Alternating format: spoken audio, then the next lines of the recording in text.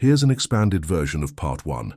The initial spark in approximately 900 words, maintaining a human-centric and engaging narrative. The fluorescent lights flickered overhead, casting long shadows across the cluttered research lab. J. Park rubbed his tired eyes, staring at the complex data streams dancing across multiple computer screens. Outside the window, Seoul's nighttime skyline buzzed with energy, completely unaware of the breakthrough brewing just meters away. Jay wasn't your typical researcher. Unlike many of his colleagues who chased grants and academic recognition, he was driven by something deeper, a genuine curiosity about the universe's hidden mechanisms. His small team had been working for months on a project that most scientific communities considered impossible, creating a quantum communication network that could transmit energy across impossible distances.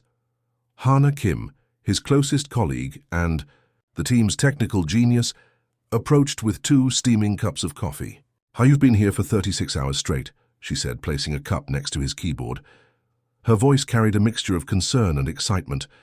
The research had started as a wild theory, a crazy hypothesis born from years of observing unusual energy patterns during deep space communication experiments. Most scientists had laughed when Jay first presented his ideas at a conference 2 years ago. They called it scientific fantasy, something between impossible and completely ridiculous. But Jay knew something they didn't. During his years of research, he had noticed subtle energy fluctuations that didn't match any existing scientific models. These weren't random glitches or measurement errors. They were consistent, repeatable, and most importantly, they suggested a communication method beyond current technological understanding. The team's laboratory was modest, a converted warehouse, on the outskirts of Seoul, filled with custom-built equipment and walls covered in complex mathematical equations. They worked with limited funding, relying more on passion and creativity than expensive resources. That particular night felt different. The data streams suddenly started showing patterns that made Jay's heart race. Small, almost imperceptible. Synchronizations began appearing in the quantum transmission signals. Most researchers would have missed these minute details, but Jay had spent years training his eyes to catch such subtle changes. "Hana, come look at this," he called, his voice a mix of controlled excitement and professional caution. Hana quickly moved to his workstation, her sharp eyes scanning the data. For several minutes neither spoke. The only sounds were the gentle hum of computer fans and the distant city noise. This is not what we expected," Hana finally whispered. Her professional composure was cracking, revealing pure scientific wonder. What they were witnessing was more than just a scientific anomaly. It was a potential gateway to understanding energy transmission in ways humanity had never imagined. The quantum signals were showing coherence and stability that defied current scientific knowledge. Jay knew the implications were massive. If their observations were correct, they weren't just looking at a new communication method.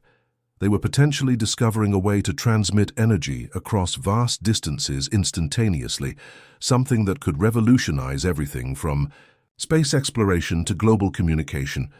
But they also understood the risks. Breaking such revolutionary ground would attract attention, not just from the scientific community, but potentially from government agencies and corporate interests who might want to control or suppress such groundbreaking research. Their team was small but dedicated.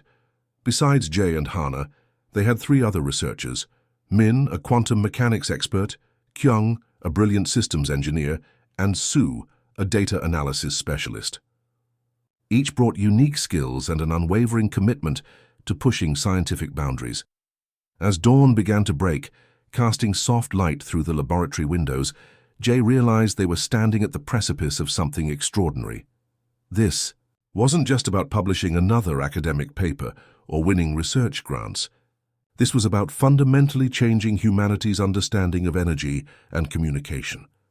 The computer screens continued to display their mysterious dance of quantum signals, promising secrets yet to be unlocked. Jay took a sip of his now cold coffee, a small smile forming at the corner of his mouth. They were close to something big, something that could change everything. Little did they know how prophetic that moment would become. and how their small research in a modest soul laboratory would eventually reshape human civilization's future. Would you like me to continue with the next part of the story, maintaining the same engaging and human-centric approach? Here's an expanded version of Part 2, Underground Network in approximately 900 words. The coffee shop bustled with the typical lunch crowd, its ambient noise providing perfect cover for a conversation that could change the world. Hana sat quietly, her laptop strategically positioned to block any curious glances. Across from her, Min adjusted his glasses, carefully scanning the room before leaning in. "The data we've collected," Min whispered. "It's more significant than we initially thought." Their research had quickly outgrown the traditional scientific community's support. Mainstream institutions were skeptical, even dismissive of their quantum communication theories. But Hana and her team knew they were onto something revolutionary. Over the past few months, they had begun building a network of like-minded researchers, tech enthusiasts, and innovators. This wasn't just a scientific pursuit anymore. It was becoming a movement. Each connection was carefully vetted, each conversation encrypted, and each piece of information shared with extreme caution. Kyung, their systems engineer, had been instrumental in creating a secure communication platform. Using a combination of advanced encryption and decentralized communication protocols, they built a digital infrastructure that could connect researchers worldwide without raising suspicion. Their network grew organically. A researcher in Brazil would recommend a colleague from Japan. A tech innovator in India would connect them with a data specialist in Canada. Slowly but surely, they were creating a global web of intellectual resistance against scientific conservatism. The risks were enormous. Large tech corporations and government research facilities would do anything to control or suppress groundbreaking technology. Jay understood this better than anyone. He had seen promising researchers silenced, their work buried under mountains of bureaucratic red tape. One evening, during a secure video conference, the team discovered something extraordinary. Their quantum communication prototype had accidentally picked up an energy transmission that didn't match any known communication standard. It was brief, just a few milliseconds, but it was enough to suggest something profound. "This isn't just about communication," Sue explained during their late-night meeting. "We are potentially looking at a method of energy transfer that could revolutionize everything from space exploration to global infrastructure." The underground network began to take shape. They created multiple backup sites, distributed research, materials across different continents, and developed fail-safe mechanisms to protect their work. Each team member knew their role was more than just scientific research. They were guardians of a potentially world-changing discovery. Local meetups became their primary method of sharing information. A coffee shop in Seoul one week, a small bookstore in Tokyo the next, a quiet university campus in Berlin after that. They moved like digital nomads, always staying one step ahead of potential interference. Funding was a constant challenge. Traditional research grants were out of the question. Instead, they relied on crowdfunding, cryptocurrency contributions from supportive tech enthusiasts, and personal savings. Each member had sacrificed personal comfort for the pursuit of their vision. Jay remembered a conversation with an old mentor who once told him, "True innovation never comes from established institutions. It comes from those willing to challenge everything everyone believes." Their network grew to include nearly 200 researchers worldwide. Each member brought unique perspectives: engineers, physicists, mathematicians, and tech innovators who shared a common belief that current scientific paradigms were limiting human potential. The Quantum Communication Project was more than a scientific endeavor. It represented hope. Hope that humanity could transcend its current limitations. Hope that technology could solve problems that seemed insurmountable. As weeks turned into months, their underground network became increasingly sophisticated. They developed secure communication channels, created redundant research backups, and established a complex system of verification and trust. Hana often reflected on their journey. What had started as a small research project in a modest laboratory was now a global movement. They weren't just developing technology, They were challenging the very foundations of scientific understanding. The risk was enormous, but so was the potential. Each encrypted message, each carefully shared research note, brought them closer to a breakthrough that could fundamentally change human civilization. Little did they know, their quiet resistance was about to face its first major test, and the world was completely unprepared for what was coming. Would you like me to continue with the next part of the story, maintaining the same engaging and human-centric approach? Here's an expanded version of Part 3. First resistance in approximately 900 words. The first signs of trouble came quietly, almost imperceptibly. A distant radio transmission, a strange electromagnetic pulse detected by a remote satellite, an unexplained energy signature that didn't match any known terrestrial or extraterrestrial pattern. Jay was reviewing satellite data when he first noticed something unusual. The energy readings were unlike anything he'd seen before, complex, structured, and unmistakably artificial. His hands trembled slightly as he called Hana and Min into the research room. "This isn't random," Jay explained. His voice steady but charged with an underlying tension. "These are communication patterns, intelligent communication." The military had been monitoring similar anomalies for months, but their traditional detection systems were woefully inadequate. What Jay and his team had developed was different, a quantum communication network that could interpret these complex energy signatures in ways no previous technology could. News came first from a research station in the Pacific. A massive energy disturbance had been detected near the outer solar system. Traditional telescopes and radio observatories picked up nothing, but their quantum network revealed something extraordinary, a massive technological presence approaching Earth's orbital zone. Kyung worked frantically, routing communication channels and creating defensive data protocols. Their underground network transformed from a research group to something resembling a global defense coordination center. Each member understood the stakes were beyond academic curiosity. Humanity's survival was now on the line. The alien approach was calculated, almost mathematical in its precision. They weren't interested in communication or diplomacy. Their energy signatures suggested a systematic approach to territorial expansion, and Earth was simply another potential colony. Military leadership initially dismissed the research team's warnings. Decades of science fiction had created a narrative of alien encounters that was more Hollywood than scientific. But Jay's team had hard data, precise, measurable, and increasingly difficult to ignore. Their quantum network became humanity's first line of defense. By interpreting complex energy transmissions, they could predict movement patterns, potential attack vectors, and communication strategies of the approaching technological entity. "We're not just tracking them," Min explained during an emergency briefing. "We're understanding their entire communication infrastructure." The first actual encounter happened quickly. What would have traditionally taken months of preparation was reduced to a matter of hours.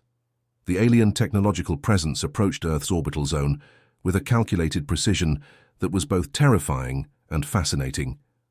Military strategists, initially skeptical, now listened intently to Jay's team. Their quantum communication network provided unprecedented insights, predicting movement patterns with an accuracy that seemed almost supernatural. Sue developed real-time translation algorithms that could interpret the energy-based communication of the approaching technological entities. What seemed like random energy pulses to traditional systems became a complex language in their quantum network. The global response was coordinated unlike any previous international effort. Research teams from different countries, previously competing, now worked in unprecedented collaboration. The quantum network became a unifying communication platform that transcended traditional political boundaries. Hana remembered thinking, in those intense moments, how their small research project had transformed into humanity's most critical defense mechanism. What had started in a modest laboratory in Seoul was now preventing a potential global catastrophe. The first resistance wasn't about weapons or traditional military might. It was about understanding the communication patterns, the technological infrastructure, and the potential motivations of an alien technological presence that viewed Earth as nothing more than another potential resource. Their quantum network did something extraordinary. It didn't just detect the incoming technological entity, it began to communicate, not with traditional language, but through complex energy transmission patterns that suggested intelligence, complexity, and an unexpected level of technological sophistication. The approaching entity hesitated. For the first time, something was communicating back in a language it could understand. Jay looked at his team, tired, anxious, but fundamentally hopeful. They had done something unprecedented. They had transformed humanity's most significant technological vulnerability into its greatest strength. The first resistance wasn't a battle. It was a conversation, complex, nuanced, and happening at a level of communication humanity had never before achieved, and it was just the beginning. Would you like me to continue with the next part of the story, maintaining the same engaging and human-centric approach? Here's an expanded version of Part 4, Technological Evolution in approximately 900 words. The world changed overnight. What had begun as a small research project in a modest laboratory had become humanity's most significant technological breakthrough. The quantum communication network transformed from a defensive tool to a revolutionary platform of human innovation. Colonies that were once considered impossible began to take shape. Harsh planetary environments that would have previously been uninhabitable now became potential homes. Jay and his team watched in amazement as their initial research expanded beyond anything they could have imagined. In the Atacama Desert, the first extraplanetary terraforming project began. Using the quantum communication network, researchers could now transmit energy and information that could fundamentally alter planetary conditions. What once took decades now happened in months. Hannah spent sleepless nights developing adaptive technologies that could transform hostile environments. Min worked on energy transmission algorithms that could sustain human life in conditions previously thought impossible. Their small team had become the architects of a new human civilization. The technological evolution wasn't just about space exploration. Every industry transformed. Medical research could now transmit complex treatment protocols instantaneously. Agricultural systems could adapt to changing environmental conditions with unprecedented speed and precision. Kyung developed communication protocols that allowed instant knowledge transfer. A medical breakthrough in Seoul could be implemented in a research facility in Brazil within seconds. Educational systems were revolutionized. Learning became a global, instantaneous experience. The quantum network revealed something profound about human potential. It wasn't just a communication tool. It was a platform for collective human intelligence. Researchers from different continents could now collaborate in real time, sharing insights and innovations at the speed of thought. Global challenges that seemed insurmountable began to crumble. Climate change mitigation became possible through precise environmental modeling. Energy production transformed as the quantum network allowed for unprecedented, efficient resource management. Space exploration entered a new era. The first extrasolar colony was established not through traditional rocket technology, but through the quantum communication network's ability to transmit energy and biological information. Humans could now essentially rebuild themselves in distant planetary environments. Sue developed adaptive learning algorithms that could help human settlers quickly adapt to new environmental conditions. What would have taken generations of biological adaptation could now happen in months. The human body became a programmable system capable of rapid transformation. The original research team became global icons, not through celebrity, but through their continued commitment to pushing technological boundaries. They remained humble, understanding that their breakthrough was just the beginning of human potential. International borders became increasingly meaningless. The quantum network created a global infrastructure that transcended traditional political limitations. Cooperation became more valuable than competition. Resources could be shared instantly. Challenges could be addressed collectively. Economic systems transformed. Traditional monetary frameworks gave way to a more fluid system of resource and knowledge exchange. Value was no longer measured in currency, but in innovative potential and collective problem-solving capacity. Jay often reflected on their journey. What had started as a crazy theory in a small laboratory had fundamentally reshaped human civilization. They hadn't just created a communication network, they had opened a gateway to human potential that previous generations could never have imagined. The technological evolution wasn't about replacing human capability, but expanding it. Each breakthrough revealed more about human adaptability, creativity, and collective intelligence. The quantum network became a mirror reflecting humanity's true potential. Environmental restoration projects began to heal decades of ecological damage. Entire ecosystems could be monitored and supported through the quantum communication network. Species on the brink of extinction found new hope as human technology became a tool for preservation rather than destruction. Medical research entered a new golden age. Diseases that were once considered incurable became manageable. Genetic modifications could be transmitted and implemented with unprecedented precision. Human health was no longer about treatment, but about continuous optimization. The team's original research facility in Seoul became a global innovation center. Researchers from around the world came to understand the origins of the technological revolution. It stood as a testament to what could be achieved through curiosity, collaboration, and unwavering belief in human potential. As years passed, the quantum communication network continued to evolve. Each breakthrough revealed new layers of possibility. Humanity had taken its first real steps towards becoming a truly adaptive, intelligent species. And it all began with a small team of researchers who dared to challenge everything everyone believed was possible. Would you like me to continue with the final part of the story, maintaining the same engaging and human-centric approach? Here's an expanded version of Part 5, Galactic Reconstruction in approximately 900 words. The conference hall was silent. Representatives from 12 different solar systems sat in quiet anticipation.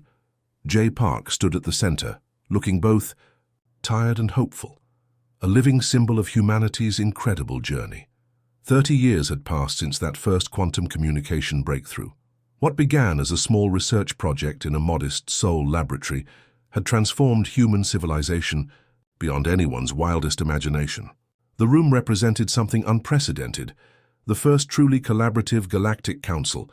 Hana Kim, now leading global diplomatic initiatives, understood the delicate balance they had achieved. Humanity wasn't conquering the galaxy. They were inviting collaboration. The quantum communication network had become more than a technological marvel. It was a bridge between different civilizations. The alien confederation that once threatened Earth now sat as partners. Their initial aggressive approach had been transformed through understanding, communication, and mutual respect. Each representative carried translation devices that allowed instant, nuanced communication across different species and technological platforms. Sue had developed communication protocols that went beyond language. These were translation systems that captured emotional context, cultural nuances, and complex philosophical concepts. What once seemed like insurmountable differences became opportunities for mutual understanding. Planetary reconstruction became the primary focus. Damaged ecosystems, whether on Earth or distant solar systems, could now be restored with unprecedented precision. The quantum network allowed for holistic environmental management that considered every complex interaction within an ecosystem. Min's research team had developed adaptive terraforming technologies that could transform hostile environments into sustainable habitats. Planets once considered uninhabitable now bloomed with life. Each reconstruction project became a collaborative effort involving multiple species and technological approaches. The economic model that emerged was revolutionary. Traditional concepts of ownership gave way to collaborative resource management. Each civilization contributed its unique technological and cultural insights. Value was measured not in currency, but in collective problem-solving capacity. Kyung's communication infrastructure allowed instant knowledge transfer between different civilizations. A medical breakthrough discovered on one planet could be implemented across multiple solar systems within moments. educational systems became truly galactic, transcending previous limitations. The original research team had become something more than scientists or diplomats. They were architects of a new galactic understanding. Their humble beginnings in a small laboratory had created a template for interspecies collaboration that seemed impossible just decades earlier. Space exploration transformed from a competitive endeavor to a collaborative mission. Different civilizations shared research, technological insights, and collective goals. The quantum network became a living platform of shared intelligence and mutual growth. Environmental challenges that once seemed insurmountable were now approached with collective intelligence. Climate restoration, species preservation, and sustainable development became global and now galactic priorities. The diplomatic frameworks they developed were complex yet flexible. Unlike previous human attempts at global governance, these new systems recognized the unique characteristics of different civilizations while creating pathways for meaningful collaboration. Humanity had transformed from a species on the brink of extinction to the primary architects of galactic cooperation, not through military might or technological dominance, but through an unprecedented capacity for understanding, adaptation, and collective problem-solving. Jay looked around the conference hall, remembering the small laboratory where everything began. They hadn't just developed a communication network, they had created a new approach to existence, a way of understanding that transcended previous technological and cultural limitations. The quantum communication network became more than a technological tool. It was a living platform of collective intelligence, constantly evolving, constantly adapting. Each interaction added new layers of complexity and understanding. Representatives from different solar systems now spoke not as competitors, but as partners. Cultural differences were celebrated, technological approaches were shared, and collective challenges were addressed with a level of nuance and complexity that previous generations could never have imagined. As the conference concluded, Hannah looked at Jay and smiled. They had done something extraordinary. They had transformed humanity's greatest challenge into its most significant opportunity. The story wasn't about technological triumph. It was about understanding, about recognizing that intelligence, creativity, and potential exist in forms we might not initially recognize. What had started in a small laboratory in Seoul had reshaped not just human civilization, but the entire concept of galactic cooperation, and it was just the beginning. Would you like me to provide any additional context or elaboration on this final part of the story?